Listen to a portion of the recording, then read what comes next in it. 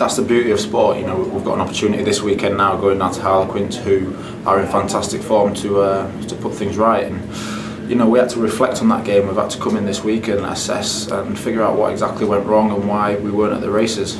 You know, we've done that now. The gym and the coaches have been tough on us, and we've had to be honest as a group of players because, quite frankly, we've not been performing the way we'd like to perform.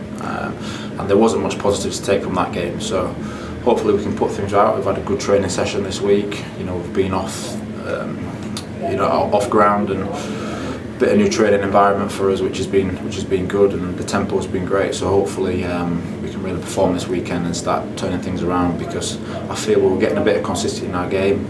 Scarlets, Glasgow, you know, Exeter, when we played Exeter at home, we were getting there. So hopefully we can perform this weekend and get things turning around for us. 3 years ago, there was not a similar run of results, but the team had been misfiring a little bit, and then at this time of year got a couple of wins together and ended up going to the Aviva Premiership final. You know, do you take inspiration from that, knowing that, you know, having been part of that squad again? Yeah, absolutely. I remember that, and that's something that has played fact. That's something that we spoke about.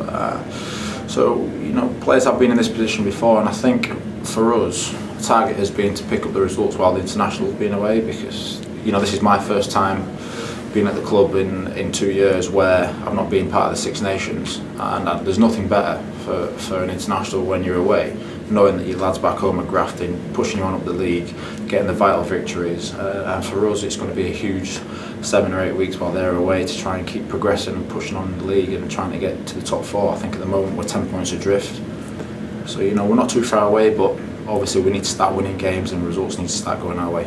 Yeah, it's not very easy to put your finger on it in terms of what went wrong massively, but in that same thing is that it's not going to take that many things to go right to turn that around, is it?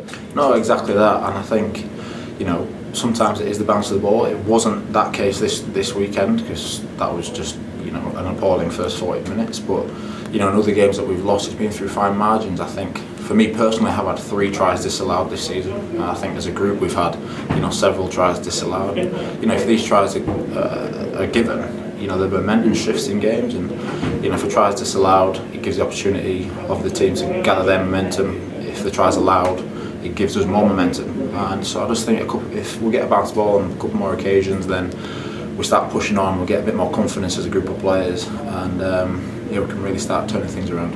Backs against the wall, you know, the squad always seems to be better as well when people are writing it off.